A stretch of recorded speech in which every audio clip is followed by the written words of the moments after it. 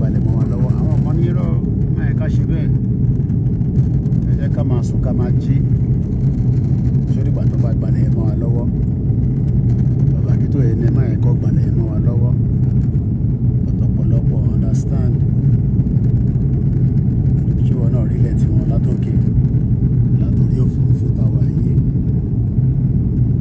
ṣé wọn náà rí that is their own land. Koiki Media bringing the world closer to your doorsteps. Ilẹ̀ England eléyìí o sórí omi ní gbogbo ibi tó ń wò yẹn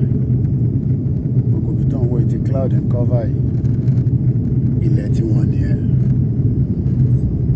o ò lè pagiri wọnú UK nísìn orí omi wọ́n protected orí air wọ́n protected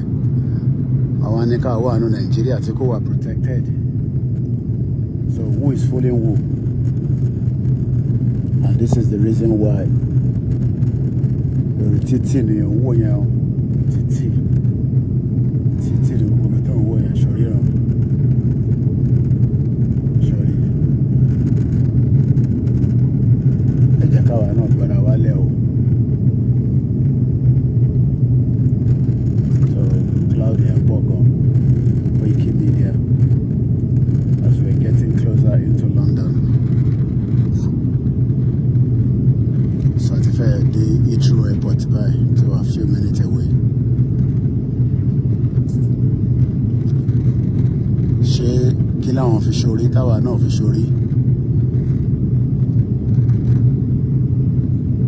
but kò sẹ́ni kankan tó máa ṣe fún wa àwa la máa ṣe fúnra wa la máa mú development wá fáwọn èèyàn wa so and that is the only way forward.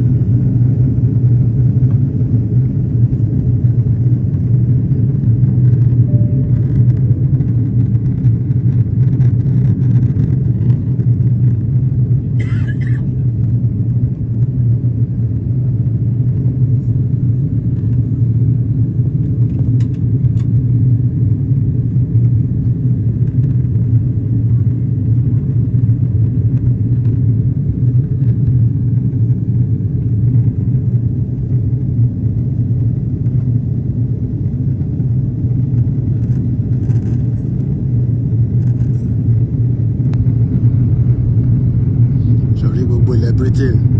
sọrí bó ṣe lọ fámú ilẹ̀ wọn lówó yẹn o ilẹ̀ wọn àwọn protected àwọn ọmọ wọn gbádùn economy wọn ṣiṣẹ́ wọ́n wá sọ pé kí Nàìjíríà kó ṣe exist ìwọ náà wọ́n accept it. This is the time to say enough is enough ká béèrè fún right wa.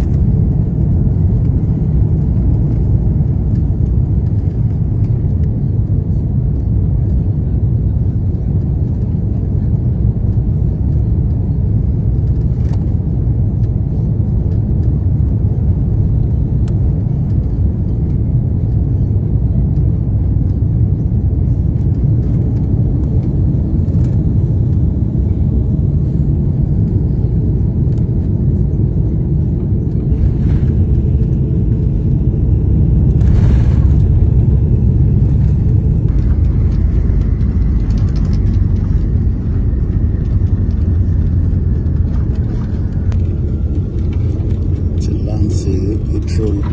London. Koiki Media, bringing the world closer to your doorsteps.